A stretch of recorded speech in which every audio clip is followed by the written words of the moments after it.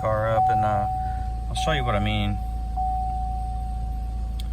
So, like I said earlier, you see the indicator here shows that the vehicle's in park, right? So that's no big deal. You know, that works fine. But sometimes, even whenever you turn the engine off, you know, hitting the engine stop button, it'll tell you shift to park, even though this will say, even though this will say park. So that has nothing to do with the shift to park issue, I don't think. So I'm going to demonstrate something for you and show you the reason it does that. So without the shifter on there, I'm going to basically press this down and put it in drive. Okay, so you see here the vehicle shows to be in drive now. Great, that's fine and all, but if I keep this micro switch pressed down and then I return it to park and then I turn the vehicle off with this pressed down, I'll get the shift to park error. And I'll show you that in a second. I'll see if I can do this with 2 hands.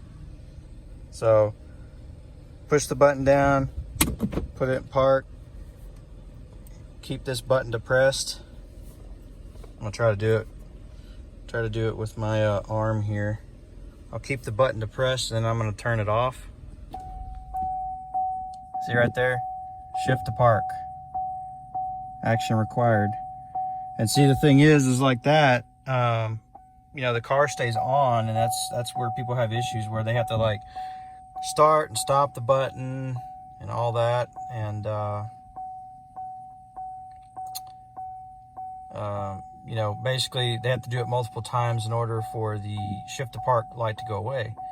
And what it is that micro switch in here. Now watch when I lift my arm up, that'll go away. See how it said that message on there, and now the car turned off because I let this micro switch go. So that's the issue. The issue is this button in here is binding up, because that little rod right in there, or that little bar, keeps working its way out, and it's allowing this switch to you know, bind up. So hope this helps some other folks out there with this issue.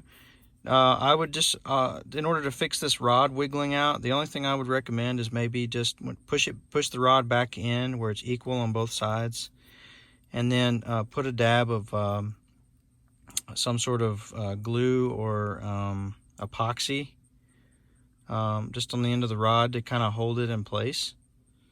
Just so that, you know, rod doesn't wiggle back out again and start causing this button to bind up.